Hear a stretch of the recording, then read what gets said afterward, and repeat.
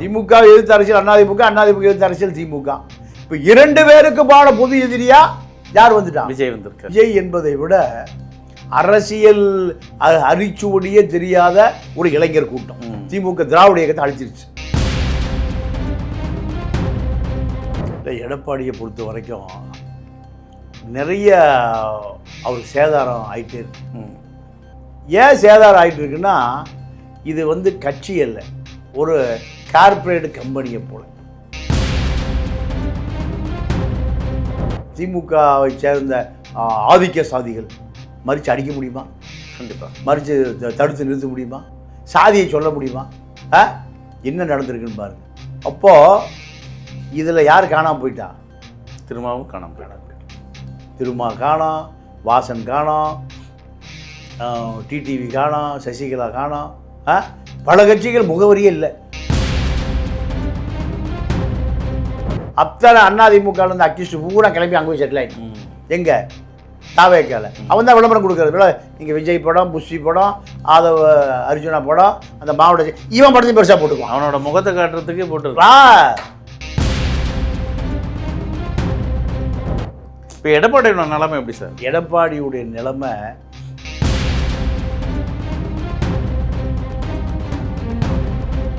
100% கூட உண்மை இல்லை. நீங்கள் 50-20 லட்சம் பேர் வந்திருந்தா அண்ணாமலை ஆட்டம் ஜோராக இருந்தது, பெரிய ஆட்டமாக இருந்திருக்கு. ஒரு வயலும் வரமாட்டாங்களா?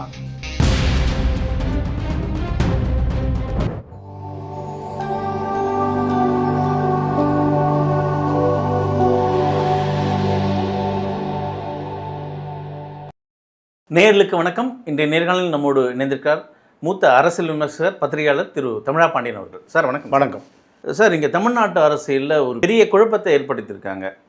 திமுக அதிமுக இணைய போகுது அப்படின்ற ஒரு வதந்தி இங்கே பரவச்சு.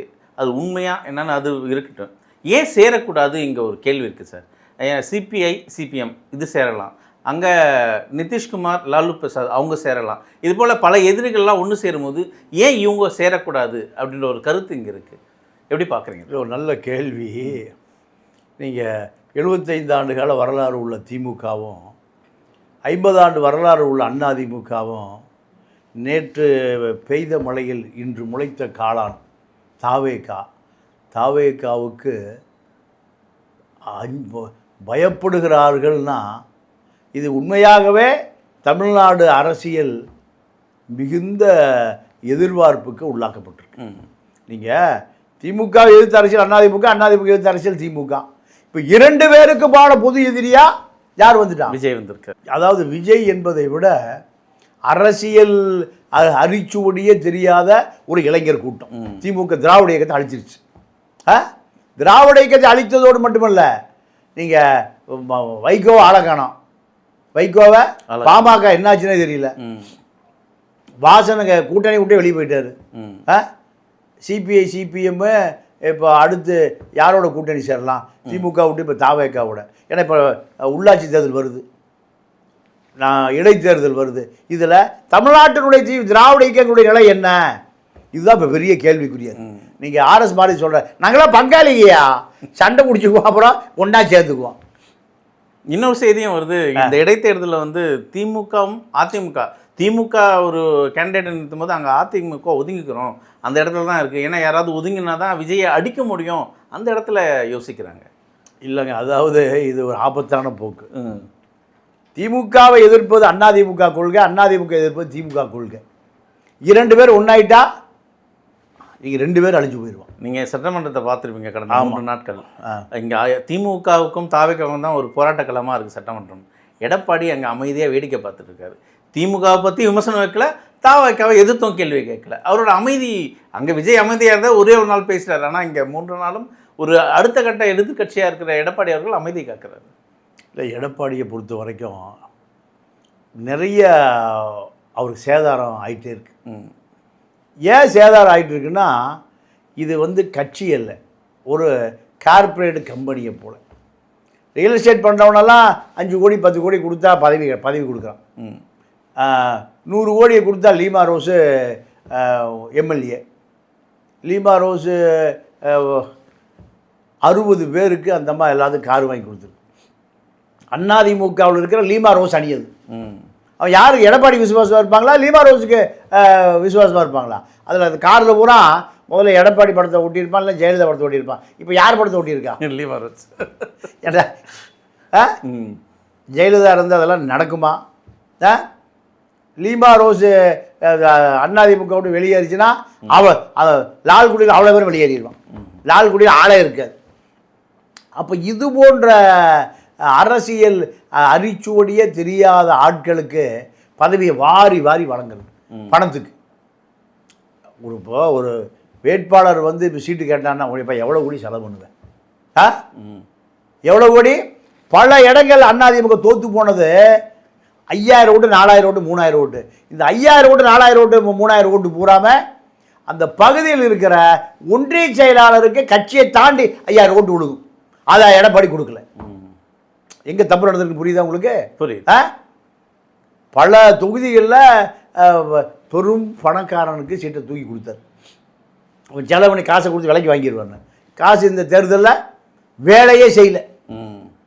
அதே போல் பல தொகுதிகள் நீங்கள் 234 தொகுதியில் எடப்பாடி சட்டமன்ற ஒரு எங்கெங்கே தோல்வின்னு எடுத்து பார்த்தீங்கன்னா கட்சிக்காரனுக்கு தொடர்பே இல்லாத பெரும் ஒப்பந்தக்காரன் யார்? பிடபிள்யூ கான்ட்ராக்டு, ஐவிஎஸ் கான்ட்ராக்டு, அவனுக்கு பினாமி, இவனுக்கு பினாமி. இவனை போட்டதுனால அந்த தொகுதியில் அவன் யாருன்னு தெரியல. தொகுதியில் ஒன்றிய செயலாளர் ஒரு 30 வருஷமாக இருப்பான். மச்சான், மாமன், சித்தன், பெரியப்பா, அண்ணன், தம்பின்னு அவனை ஊட்டி ஒரு 5000 ஓட்டு சுயேட்சையாக உழுகும். அவன் தனியாக கட்சி விட்டு உடைச்சிட்டு போய் 5000 ஓட்டு வாங்குறாங்களா இல்லையா, 10,000 ஓட்டு வாங்குறாங்களா இல்லையா? அந்த மாதிரி ஆட்கள் அவங்கெல்லாம். அவர்களை எடப்பாடி என்ன பண்ணல, கவனிக்கல, வாய்ப்பு கொடுக்கும். அதுதான் அதிமுகவுடைய தோல்வி. நீங்கள் அப்படியே இப்போ பாமக பக்கம் வாங்க. பாமகவில் என்ன நடந்ததுன்னா, இப்போ மனைவிக்கு மந்திரி கேட்டி தானே இனி வாழ்நாள் மந்திரி ஆக முடியாது, இந்த கும்பலை போய் சேர்ந்துக்கலாம். எதில்? விஜய்கிட்ட முடிவு பண்ணி அன்புமணி வந்து பார்க்குறாரு. பார்த்து சொல்கிறார், நாங்கள் 4 பேர் உங்களுக்கு ஆதரவு கொடுக்குறோம், நாங்கள் எங்களை சேர்த்துக்குங்க. அப்படி பேசும்போது 2 எம்எல்ஏ நாங்கள் கூட வர முடியாட்டான். அணைக்கட்டு எம்எல்ஏவோ இன்னொருத்தரும். ஏன் 4 எம்எல்ஏவே ஒரு கட்டுக்கோப்பாக வச்சுருக்க முடியாது கட்சியா? ஏதாகி போச்சு, பாமக ஆகி போச்சு. ஒரே தொகுதியில் இப்போ மாங்காய்க்கு ஓட்டு போடுங்கிறான், அப்பா கோஷ்டி மாங்காய்க்கு ஓட்டு போடாதீங்கிறான். மாங்காய் சின்ன மாங்காய் பெரிய மாங்காய் அடிச்சுக்குது. இப்போ 2 பேரும் சேர போகிறாங்க, தந்தையை பார்க்க அன்புமணி போகிறாரு அப்படின்ற செய்தி வந்திருக்கு. அதாவது அவர் ஐயா 100 ஆண்டு இருக்கட்டும், எனக்கே அவர் தலைவராக இருந்தார் ஒரு காலத்தில்.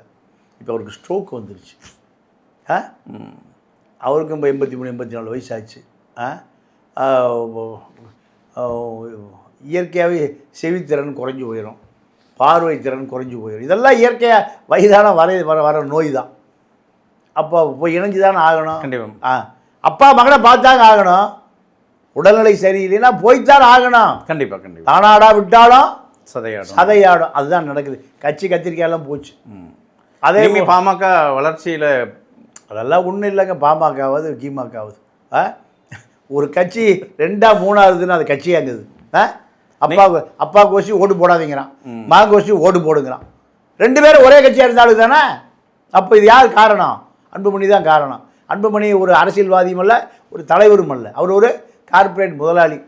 ராமதாஸ் பொட்டி தூக்கி ஊராக போய் எங்கெங்கே வன்னியர் மக்கள் அவ்வளோ பேர் ஒன்று திரட்டி ஒரு பெரிய அரசியல் கட்சியாக மாற்றியவர் ராமதாஸ்.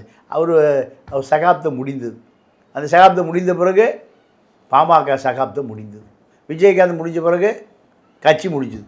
நீங்கள் குறிப்பிட்டு பேசின மாதிரி சில தலைவர்கள் இங்கே தேர்தலுக்கு பிறகு காணாமல் போயிருக்காங்க. குறிப்பாக கட்சி வச்சு கிட்டத்தட்ட பல ஆண்டுகளாக நகர்ந்தவங்க.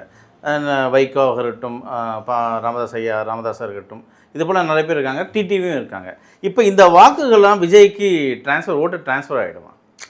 இதில் இந்த தொண்டர்கள் நீங்கள் இன்னொரு பெருந்தலைவரை விட்டுட்டீங்க, சிறுத்தை விடுதலை சிறுத்தைகள் ஜிகே மூப்பனார் மகன் ஜிகே.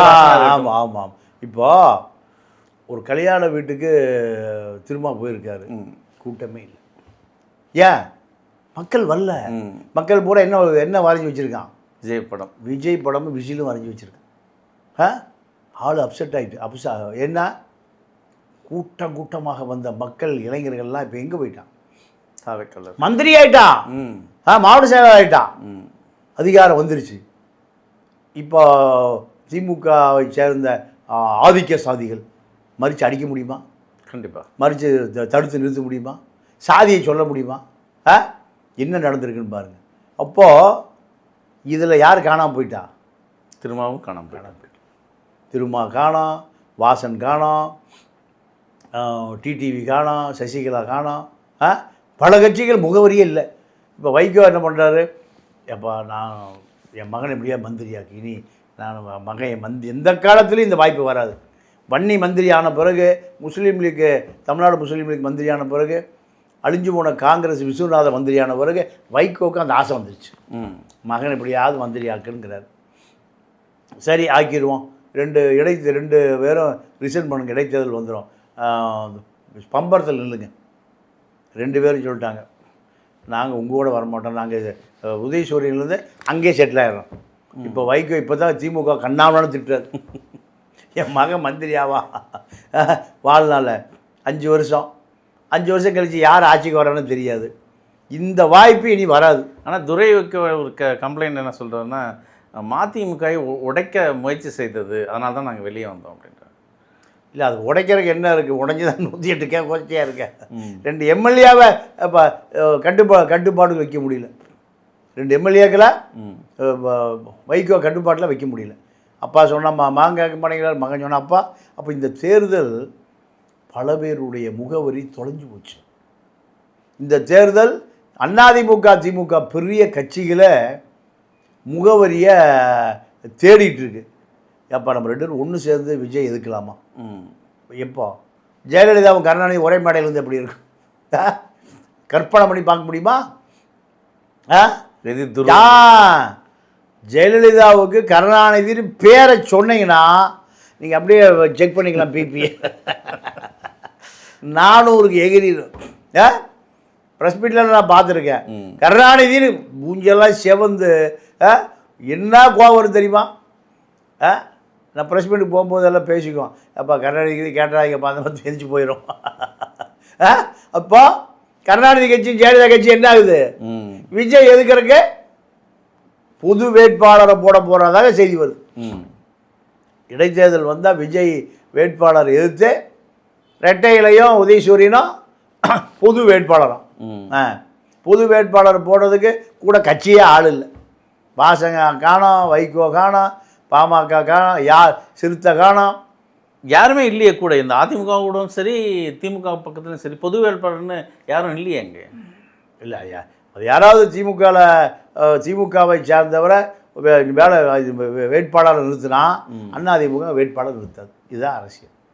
அது ஒத்து வந்திருக்காங்களா? அதை இல்லை, அதாவது சார், விஜயை எதிர்ப்பதற்கு நம்ம வாழ்நாள் முழுக்க இப்படியே இருக்க முடியாது. விஜய் முதலமைச்சர், நம்ம எதிர்வரிசையில் தான் உட்காந்துருக்கணும். இளைஞன், ஒரு 50 வயசு இளைஞன், இன்னொரு 10 வருஷம் இருந்தால் நம்மளே கட்சியை கலைச்சலாம். அவன் கிடைக்க வேண்டியதில்லை, அதுவும் எல்லாம் கிளம்பி எங்கே போயிடுவான். இந்த பிறந்த நாளுக்கு ஒரு மாலை பத்திரிகையில் 70 பக்கம் விளம்பரங்க. ஜெயலலிதா உயிரோடு இருந்தபோது, கருணாநிதி உயிரோடு இருந்த பொழுது, ஸ்டாலின் அதிகாரத்தில் இருந்தபோது 70 பக்கம் வரல. அப்போது அரசியல் எப்படி இருக்குன்னு பார்த்தீங்களா? அத்தனை அதிமுகலேருந்து அக்யூஸ்ட் பூரா கிளம்பி அங்கே போய் செட்டில் ஆகிட்டு. எங்கே? தாவேக்கால. அவன் தான் விளம்பரம் கொடுக்குறது. நீங்கள் விஜய் படம், புஷி படம், ஆதவ அர்ஜுனா படம், அந்த மாவட்ட இவன் படத்தையும் பெருசாக போட்டுக்குவான். அவனோட முகத்தை காட்டுறதுக்கே போட்டு நீங்கள் இப்போ பல லட்ச ரூபா கொடுத்து விளம்பரம் போடுறான், தட்டி வைக்கிறான், பேனர் வைக்கிறான், ஃப்ளெக்ஸ் பேனர் வைக்கிறான். ஏன்? தன்னுடைய படத்தை பெருசாக காமிக்கிறேன். அடையாளம் போலீஸ் ஸ்டேஷனுக்கு போகணும், மணல் கடத்தணும், டாஸ்மார்க்கு சாராயம் கடத்தணும், கட்ட பஞ்சாயத்து பண்ணணும். இதுக்கு யார்? போலீஸ் ஸ்டேஷனுக்கு தான் படம் தெரியணும். இப்போ எடப்பாடியோட நிலைமை எப்படி சார்? எடப்பாடியுடைய நிலைமை, கட்சிக்கு அதிகாரம் வேண்டியவன் பூரா இங்கேருந்து கிளம்பி பனையூர் போயிடறான். போகிறவரெல்லாம் போட்டும், இருக்கிறவங்களாம் இருக்கட்டும். நம்மளது ஒரு கட்சின்னு இருக்குது, நம்மளதுன்னு கட்சி இருக்குது, ஒரு கட்சி இருக்குது. நம்மை போல் பல பேர் இருப்பாங்க. ஏன்? அவனுக்கு அரசியல் தேவை. ஏன் அரசியல் தேவை? சேர்த்து வச்ச சில்லறையை பாதுகாக்கணும்னா ஒரு அரசியல் தேவை. திமுகவிலே அந்த கட்சி இருக்கும். தொண்டம் பூரா அடுத்த தேர்தலில் திமுக 10% ஓட்டு போனாலே பெரிய செய்தி. புரியுது. அதிமுக இடைத்தேர்தல் எப்படி இருக்கும்? இடைத்தேர்தல் திமுக அதிமுக 2 தனிச்சு நின்னா 2 எக்ஸ்போஸ் ஆயிரும். 2மே வெளுத்து போயிடும். அதனால் முடிஞ்ச வரைக்கும் நம்ம இன்னும் நம்முடைய பலவீனத்தை தொண்டர்கிட்ட காமிக்கக்கூடாதுன்னு திமுக அதிமுக 2 பேருக்கு கடுமையான கவலை வந்துருச்சு. விஜய் ஆட்கள் அதிகாரம் இருக்குது, பூந்து விளையாடுவாயில் இளைஞர்களாக இருக்கான். திமுகவில் இளைஞர்களே இல்லை, அதிமுகவில் இளைஞர்களே இல்லை. எல்லாம் இருந்த இளைஞர் முறை எங்கே போயிட்டான்? தாவேக்கா போயிட்டான். அப்போது நம்ம இன்னும் கடுமையான தோல்வியை காமிச்சோம்னா இடைத்தேர்தலில், உள்ளாட்சி தேர்தலில் நம்மளை பெரிய அளவில் பாதிக்கும். இது எப்படி நீங்கள் இந்த பொது தேர்தலில், சட்டசபை பொது தேர்தலில் வாங்கின 25% காமிக்கணும். திமுக ரொம்ப கவலையாக இருக்கு, ஆழ்ந்த கவலை. ஏன் எப்படி 25% திமுக வாங்கிச்சு? முஸ்லீம் இருந்தார்கள், கிறிஸ்தவர்கள் இருந்தார்கள், சிறுத்தை இருந்தது, கம்யூனிஸ்ட் இருந்தாங்க, வைகோ எல்லாம் 5-2% 1%. இப்போ எல்லாம் கிளம்பி போயாச்சு. எங்கே? தாவேக்க. அப்போது இதெல்லாம் கழித்து பார்த்தீங்கன்னா எவ்வளோ இருக்குது? இப்போ 10 முதல் 15 தான் திமுகவுக்கு ஓட்டே இருக்கு. இப்போ திருச்சி இடைத்தேர்தலில் ஸ்டாலின் பேர் அடிபட்டு இருந்தது, அது சாத்தியமாகுது இல்லை? அவர் இனி ரிஸ்க் எடுக்க மாட்டார். நின்று தோத்துட்டாருன்னா அசிங்கம். குளத்தூர் அது கிணத்தூராக போயிடும். ஏன்னா குளத்தில் தப்பிச்சு கிணத்துல விழுந்து மாட்டின மாதிரி. அதனால் இந்த ரிஸ்க் அவர் எடுக்க மாட்டார். இப்போ எதிர்க்கட்சி சூழல்லாம் இப்படி இருக்குது. தாவேக்கா பக்கம், அதாவது இவர்களை நம்பி பல கட்சிகளிலிருந்து வந்தவர்கள்லாம் ராஜினாமா செஞ்சு வந்திருக்காங்க. அவங்களுக்கான அந்த வாய்ப்பு எப்படி இருக்கும்? நீங்கள் இதெல்லாம் பார்க்குறதுக்கு இப்போ நேரமே இல்லை. இப்போ இந்த பொறுப்பு பூரா ஆதவ்கிட்ட கொடுத்து நீ பார்த்துக்கங்கிறாரு. ஆதவ் இதை முடிவு செய்வதற்கு அவருக்கு நேரம் இல்லை. எல்லா அரசியல் வேலைகளுமே நம்பர் 2 இருப்பாங்கள்ல. அதாவது கருணாநிதிக்கு ஆற்காடு இருந்தார், முரசொலிமாறன் இருந்தார். 2 பேர் தான் அந்த வேலை கொடுப்பார். டெல்லினா முரசொலிமாறன், அங்கேனா ஆற்காடு. அதே போல் ஜெயலலிதாவுக்கு சசி. இப்போ விஜய் புஷிக்கு அந்த வேலையை கொடுக்க முடியாது, தெரியாது. அப்போது எல்லாமே ஆதோடு தான் அந்த வேலை போகுது. ஆனால் 2 லெஃப்ட் அண்ட் ரைட் என்று சொல்லக்கூடிய ஜெகதீஷும் சரி, ஜான் ஆரோக்கியசாமிக்கும் சரி ஒரு பதவி போட்டு கொடுத்துருக்காரு இல்லைங்க. அதாவது ஜெகதீஷ் பழனிசாமி ஒரு சினிமா பிஆர்ஓ, அவருக்கு அரசியல் தெரியாது. ஜான் ஆரோக்கியசாமி அரசியல் தெரியும். ஆனால் அவரை பொறுத்த வரைக்கும் அரசியலுக்குள்ள நீங்கள் அரசியலுக்கு வெளியில் கட்சி பாலிசியை முடிவு பண்ணுவாரே தவிர அரசு பாலிசியை முடிவு பண்ணக்கூடிய அளவுக்கு அவருக்கு அது தெரியாது, அனுபவம் இல்லை. அதற்காக ஒரு நீதியரசர்கள், ஓய்வு பெற்ற ஐபிஎஸ், ஐஏஎஸ், சைலேந்திர பாபு, பழைய டிஜிபி மீச நடராஜ், இப்படி ஒரு கற்பக விநாயகர், ஹரிபரந்தாம ஒரு டீம் செட் பண்ண, கிருபாகரன், இப்படி மூத்த, அதாவது அப்பழுக்கற்ற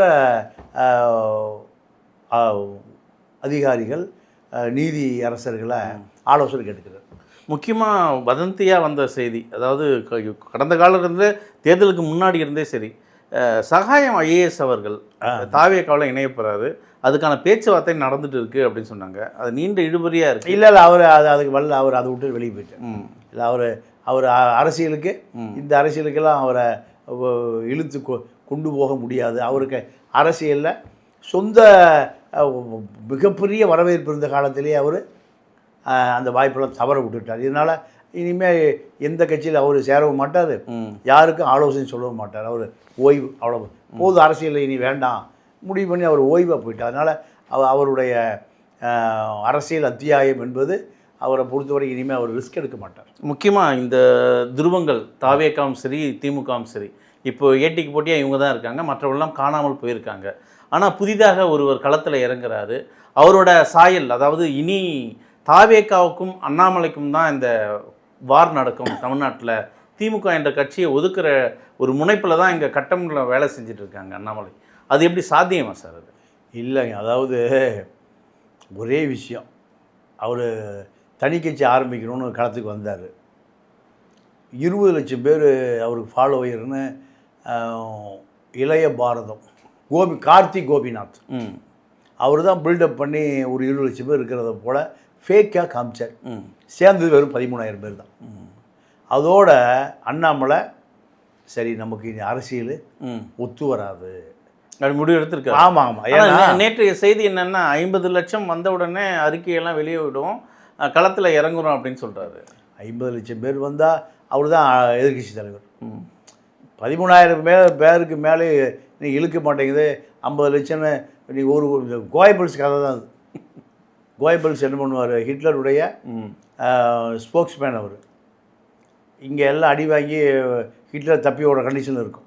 ஹிட்லரு ரஷ்ய பட கிளம்பி வந்துருச்சு, எங்கே ஜெர்மனுக்குள்ளேயே வந்துருச்சு. என்ன சொல்லுவாராம் கோயபிள்ஸு, 13வது விமானப்படை லெனின்கிராடில் தரையிறங்கி, அது நாஜி படை, லெனின்கிராடு தரைமட்டம் குண்டை போட்டு லெனின்கிராடு தரைமட்டம் ஆகி போச்சு அப்படிங்க வரான். ஆனால் ஜெர்மன் படம் எங்கே வந்துருச்சு, சாரி ரஷ்ய படம் எங்கே வந்துருச்சு, செம்படை ஜெர்மன் இல்லை. இதுதான் கதை. 1% கூட உண்மை இல்லை. நீங்கள் 20 லட்சம் பேர் வந்திருந்தா அண்ணாமலை ஆட்டம் பெரிய ஆட்டமாக இருந்திருக்கு. ஒரு வயலும் வரமாட்டேங்கிறான். இப்படி அண்ணாமலை பாஜகவில் இருக்கிற போது அது ஒரு பெரிய மலை தான், பாஜக பேக்கப்பில். இப்போ அது சிறுமலையாக போச்சு. திண்டுக்கல் பக்கத்தில் சிறுமலைன்னு ஒரு ஊர் இருக்குது. அதுபோல் ஆமலை சிறுமலையாக போய், அதனால் மக்கள் செல்வாக்கு பாஜக இன்னொரு ரூபத்தில் வரக்கூடிய ஆள் அண்ணாமலைன்னு மக்கள் தெரிஞ்சுக்கிட்டான். அதனால் தேசிய கட்சியெல்லாம் முடிஞ்சு போய் தான் திராவிட கட்சி வந்தது. திராவிட கட்சி முடிஞ்சு போய் இப்போ என்ன கட்சி வந்திருக்கு, தமிழ் தேசிய கட்சி வந்திருக்கு. தமிழர் பேரில் வச்சு கட்சி வந்திருக்கு. இவர் பழையபடி பாஜக முகத்தோடு வந்தால் இங்கே செல்லுபடி ஆகாது. எல்லா கட்சிகளை பற்றி சொன்னீங்க. இங்கே குறிப்பாக காங்கிரஸ்ன்ற ஒரு தோற்றம் இருக்குங்க தமிழ்நாட்டில். அவங்க தான் இன்றைக்கி தமிழக வெற்றி கழகத்தையே வாழ வச்சவங்க. முதல்ல வந்து அவங்களோட அரசியல் எப்படி இருக்கும்? இப்போது மாணிக்க தாகூரை செல்வ பெருந்தகை அதில் விரட்டிட்டு மாணிக்க தாகூரை கொடுக்க போகிறாங்க. மாணிக்க தாகூருக்கு டெல்லியில் இருந்த ஒரு காங்கிரஸ் ஏஜெண்ட்டு, இங்கே ஏஜெண்ட்டு அரசியல்லாம் தான் பண்ண முடியுமே தவிர காமராஜரால் கூட காங்கிரஸை காப்பாற்ற முடியல. கடைசி கட்டத்தில் காங்கிரஸை அண்ணா கடைசி ஆணி அடித்து சவப்பெட்டியில் போட்டார். இனி எத்தனை டாக்கூர்கள் வந்தாலும் இனி எல்லாம் தேசிய கட்சியினுடைய காலமெல்லாம் முடிஞ்சு போச்சு. இப்போ செல்வப்பிரந்தோட நிலைமை என்ன சார்? அவர் ரிசைன் பண்ணி திமுக சேர போகிறார். அது உறுதியாகிடுச்சு 100%. தொடர்ந்து பேசுவோம் சார். நன்றி, வணக்கம்.